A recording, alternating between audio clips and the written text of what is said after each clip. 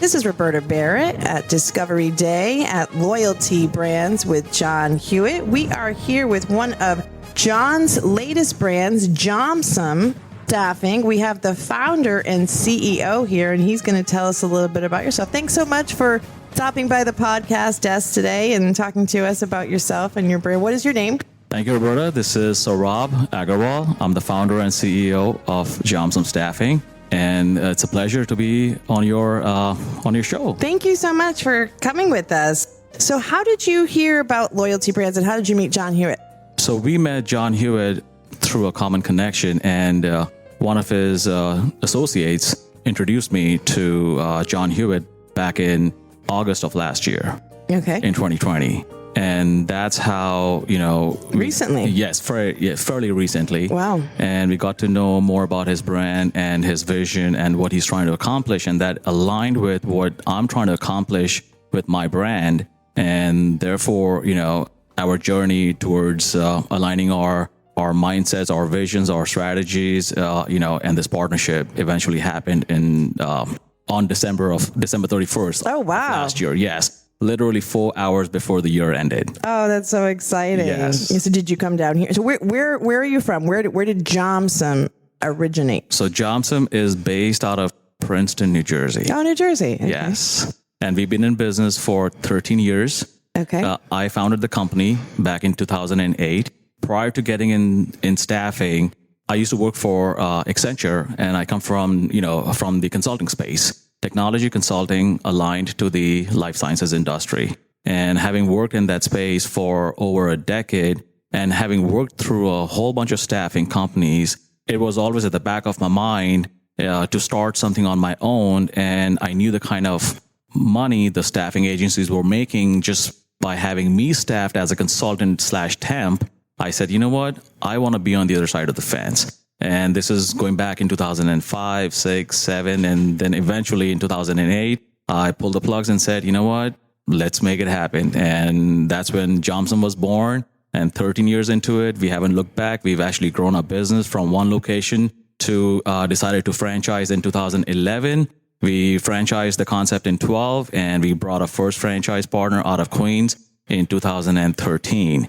And, in the last 8 years, we have a presence in 5 different states from California to New York. Wow. And now with John's backing and John's support system and again, the whole world knows John. He's a celebrity. Yeah, so we are very, very, we are honored to be a part of his organization. And we're looking to make Jomsom a household name in the human capital space. Yeah. Well, it sounds like you're in the right company and you're in the right industry, especially right now after COVID. Did you ever think it would get like this for employment right now? In fact, this is the beauty of our business, of the industry I'm in. It's a recession-proof. It's a season-proof. It is pretty much, every proof we can possibly think of. Mm-hmm. During COVID, almost every business went out of work, right? Besides staffing. Exactly. There was a high demand for essential workers. There was a very high demand for logistics, blue-collar workers. There was a very high demand for medical workers. And where was all that staff coming from? Through staffing agencies. Right. So, and even right now, where people are on unemployment, we see small businesses going out of work, shutting their doors because of, no staff or, low workforce. Staffing is a hot business to be in today. That is why staffing is an evergreen business. You can never go out of business. There will always be something or the other, to actually, I would say work towards and supply in good times or bad, whether it's an economic, I would say turnaround, if it could be a political, impact, it could be seasonal. At any point of time, you choose how you want to grow your business, and you'll always have work at any given time. So how did you get when you first started, 2008? Correct. How did you get your first clients? Did you cold call them? And Relationships. Right. So like I said, before getting in staffing, I was a consultant. Right. I come from corporate America, worked in, consulting for over a decade, aligned to the life sciences industry. So I had built a good, I would say a healthy, set of relationships, right, which I capitalized on. And that's how I got my first client. My first customer was a pharmaceutical client because of my personal, experience in the life sciences space. Right. Because at the end of the day, right. At the end of the day, I capitalized on my relationships and I leveraged what I knew, which was my expertise in the life sciences and technology space. Mm-hmm. Go with what you know. Exactly. Right. But being with Loyalty Brands now, we have 11 brands underneath our umbrella. And John Hewitt and all the people that he knows and all the friends and associates and partners. I was just saying the other day, all of our social media, I have about 5,000 on my social media. That's the cap that you can have on Facebook and probably another couple thousand on Instagram and LinkedIn.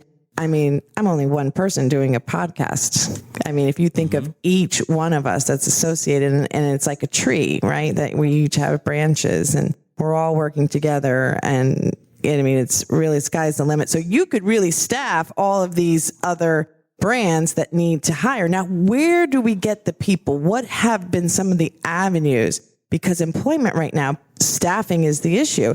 We're at a hotel. We're understaffed right now. We go to a restaurant. It's half the staff. Do you think things are going to change in the next 6 months, a year, 2 years? I mean, you definitely need to have a specialty service right now or someone to help you to staff in a different way. But where do you find the people? So what I tell people is everyone's fishing from the same pond. Every staffing agency, every employer is looking for people in the same place where it's the online, the internet for the most part, or you've got, classified ads, which again, nowadays, nobody looks at a paper copy. You're really looking at digital marketing, the internet, as I would say, your one and only source to attract people besides your personal connections and referrals and, things like that. The internet is your best way to attract people, whether you're looking for blue collar or white collar, besides your referrals. The market, in my opinion, is definitely going to change, given that we are hopefully towards the end of COVID and the unemployment that the states are handing out, the unemployment checks. Once that program comes to an end, there'll be a lot more people looking for jobs as opposed to just staying on unemployment. Yes, we are looking forward to that. Yes. For sure. So it's only a matter of time that, right. It's that going to run out. Exactly. And that's another beauty of staffing. In good times, there'll be a high demand for workers. In bad times, there'll be a high demand for jobs. That's right. So at any given time, it shifts. Right, exactly. At any given time, you'll always have something to sell, something to sell to either of the verticals. You're either promoting and marketing your people that are looking for jobs, or in good times, you're promoting the jobs that employers, need help with to attract and, potential employees. So that's why staffing is an evergreen business. It's a recession-proof business. It's a season-proof business. And this is the only business, I would say one of the very few that is around all year round. Sign me up. I think I could do it. Great. I love it. Here's the sign-up sheet. Thank you so much for hanging out today on our podcast. Love to have you back as a guest again, if you'd be able to do that with us. Absolutely. It'd be my pleasure. And thank you for having me on the show today. Thanks so much. Bye-bye.